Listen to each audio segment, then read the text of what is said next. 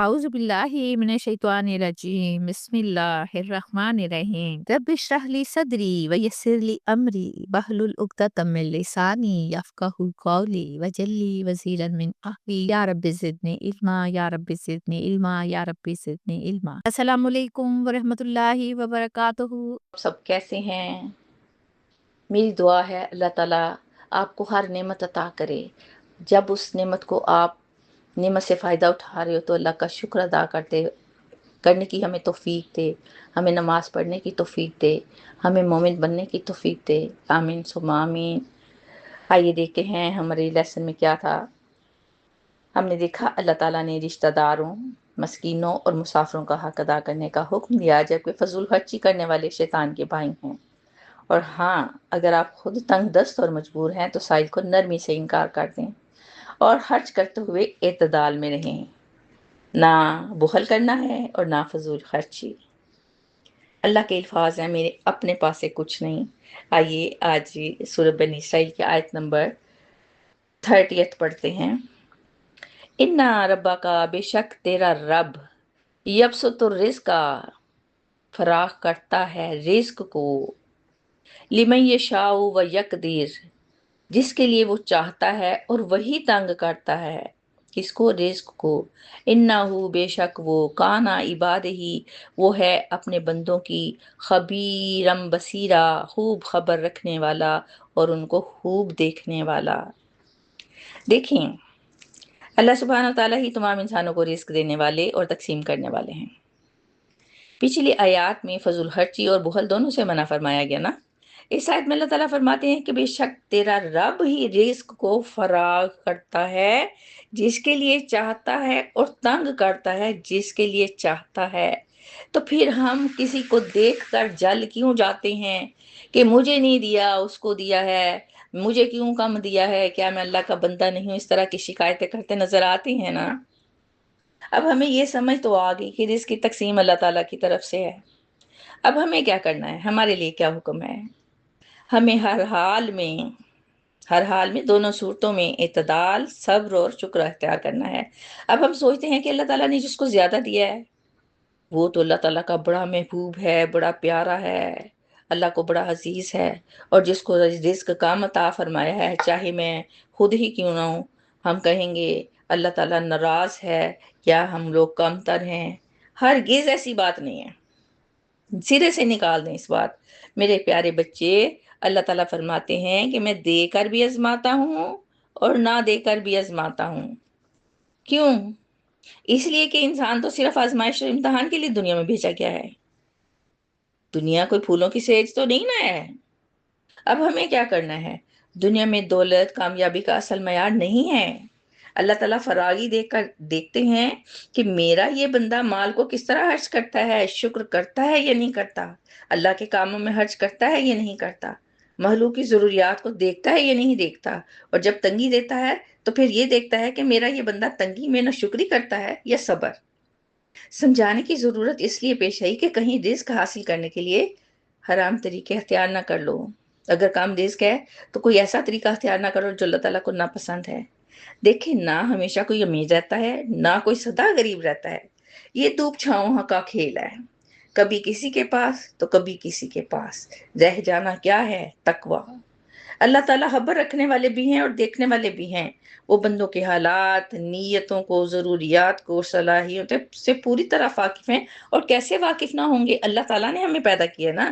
انسان صرف ظاہر دیکھتا ہے مگر اللہ دلوں اور مستقبل سے بھی واقف ہے۔ اگر رزق کم ہے تو مایوس نہ ہو، آپ کے پاس ایمان کی دولت ہونی چاہیے، تو پھر آپ غریب کیسے ہوگے؟ رزق کی کمی سے کوئی فرق نہیں پڑتا۔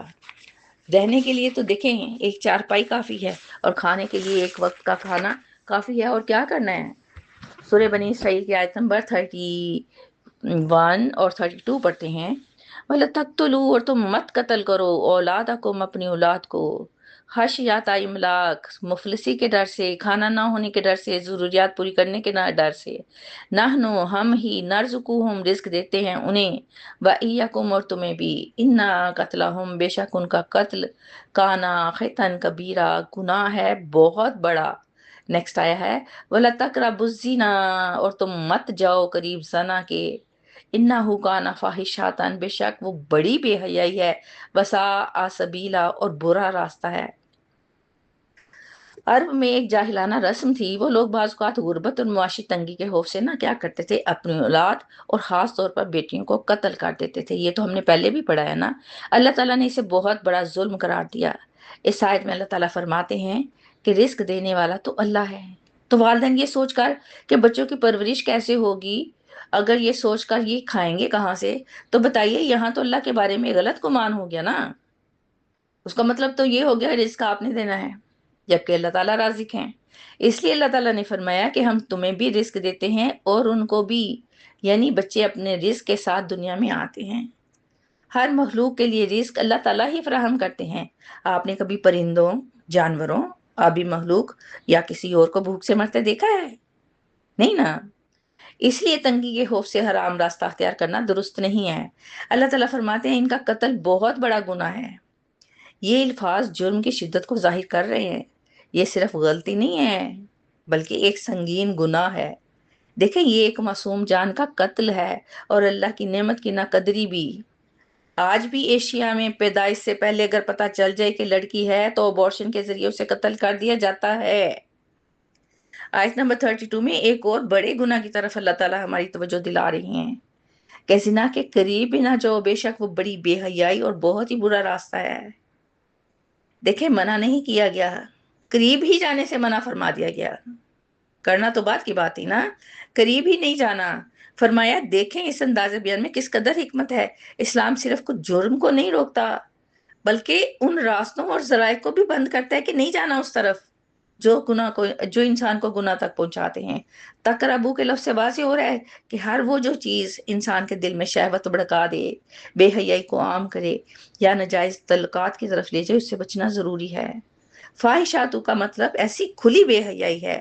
ज़िना सिर्फ एक फ़र्द का ज़ाती गुनाह नहीं है, बल्कि पूरे ख़ानदान टूटते हैं, इत्मीनान ख़त्म होता है, नस्लें बर्बाद होती हैं। इंसान को ख्वाहिशात दबाने का हुक्म नहीं दिया गया, लेकिन पाकीज़ा और आसान रास्ता किया दिया गया कि निकाह करें। निकाह एक पाकीज़ा बंधन और आसान रास्ता है, ताकि वो फितरी ज़रूरत को इज़्ज़त और ज़िम्मेदारी से अदा करे। इसके मुकाबले में ज़िना में वक्ती ख्वाहिश को पूरी करते हैं आप। नाजायज़ बच्चे पैदा होते हैं, उनका कत्ल होता है, दोनों ही बहुत बड़े गुनाह हैं। अल्लाह ताला फरमाते हैं कि ये बहुत ही बुरा रास्ता है। ज़िना का रास्ता आखिरकार इंसान को बेसुकूनी, रुसवाई, गुनाह, नदामत और माशरती फसाद की तरफ ले जाता है। सूरह बनी इसराइल की आयत नंबर 33 पढ़ते हैं, वला तक़्तुलुन नफ्सल्लती, और मत कत्ल करो इस जान को जिसे हर्रमल्लाहु, जिसे अल्लाह ताला ने हराम कर दिया, इल्ला बिलहक, मगर हक के साथ। वमन को तिला, और जो कत्ल किया गया मजलूमन, मजलूमी की हालत में, यानी कि बगैर किसी कसूर के, फ़क़द जालना, तो यकीनन हमने कर दिया, लिवली, यही उसके वली के लिए, सुल्तानन गलबा, फला युसरिफ, तो ना वो ज्यादती करे, फिल कत्ल, कत्ल में, इन्नहु काना मंसूरा, बेशक वो मदद दिया हुआ है। कितनी अखलाकियात हैं, किसने बताया हमें ये सारे लेसन, हमें ये सबक किसने दिए, हमारे अल्लाह ने दिए। अब देखें क्या कह रहे हैं। जना के बारे में फरमाया कि इसके करीब मत जाओ, और इंसानी जान की हुर्मत के बारे में अल्लाह ताला हुक्म दे रहे हैं कि उस जान को कत्ल ना करो जिसे अल्लाह ने हराम करार दिया है। किसी भी इंसान को कत्ल करना बिला वजह हराम है, मगर हक के साथ। कत्ल ना करने की तो समझ आती है, लेकिन ये हक के साथ क्या है, आइए समझते हैं। देखिए, इंसान अशरफुल मखलूकात है। इंसान की जान को अल्लाह ताला ने मोहतरम करार दिया है। किसी को नाहक कत्ल करना बहुत बड़ा जुर्म है। इल्ला बिलहक से मुराद वो सूरतें हैं जहां शरीयत किसी खास जुर्म पर कानूनी सजा मुकर्रर करती है, जैसे कातिल को कसास में सजा देना। अगर कसास वाले नहीं मानते कि कोई दीत लेंगे, उसे कत्ल ही करना है, तो कत्ल कर दिया जाता है। या ऐसा फसाद जो मुआशरे के अमन को ही तबाह कर दे। इसके अलावा इंसान को कत्ल करना हराम है। जाहिलियत के ज़माने में एक शख्स के बदले, आपको पता है ना, पूरे पूरे कबीले से इंतकाम लिया जाता था। कई कई नस्लों तक इंतकाम का सिलसिला जारी रहता था, जंगें जारी रहती थीं। अल्लाह ताला ने फरमाया, अगर किसी को जुल्म से कत्ल किया जाए तो मकतूल के वारसों को इंसाफ हासिल करने का हक दिया गया, मगर इसे भी हद से आगे बढ़ने की इजाज़त नहीं है। اللہ تعالیٰ فرماتے ہیں کہ انسان بدلے کے جذبے میں ظلم نہ کرے، یعنی حد سے نہ بڑھ جائے، مثلاً ایک قتل کے بدلے کئی لوگوں کو قتل کر دے، ظلم ہے نا، یا غصے میں زیادتی کرنا ناجائز ہے۔ اسلام انصاف سکھاتا ہے، انتقام اور وحشی پن نہیں۔ آخر میں اللہ تعالیٰ نے فرمایا کہ مظلوم کے وارث کو قانون اور شریعت کی حمایت حاصل ہے، اسے اپنے حق کے لیے غیر قانونی راستہ اختیار کرنے کی ضرورت نہیں، کیونکہ اسلامی انصاف اس کی مدد کے لیے موجود ہے۔ لیکن آج ہم پاکستان میں کیا دیکھتے ہیں کہ انصاف صرف پیسے والوں کے لیے ہے، یہاں غریب کے لیے انصاف کا جنازہ نکلتا ہے۔ اسلامی ملک ہے نا، تو سزائیں بھی اسلامی ہونی چاہیے۔ عرب ممالک میں ہم دیکھتے ہیں کہ جرم نہ ہونے کے برابر ہے۔ کیوں؟ کہ لوگ ڈرتے ہیں، وہیں انصاف ملتا ہے، سریعام پھانسی دی جاتی ہے کہ لوگ عبرت حاصل کریں، معاشرے میں امن قائم رہتا ہے۔ ایک انسان کا قتل گویا پوری انسانیت کا قتل ہے، مگر کون سوچتا ہے؟ چند پیسوں کے لیے غصے میں، دشمنی میں، فرقہ واریت میں اور مفاد کی خاطر جان لینا کوئی بڑی بات نہیں ہے۔ اللہ ہم سب کو ہدایت کا راستہ دکھائے۔ اسی کے ساتھ اجازت دیجیے، انشاءاللہ پھر ملیں گے، تب تک کے لیے اللہ حافظ۔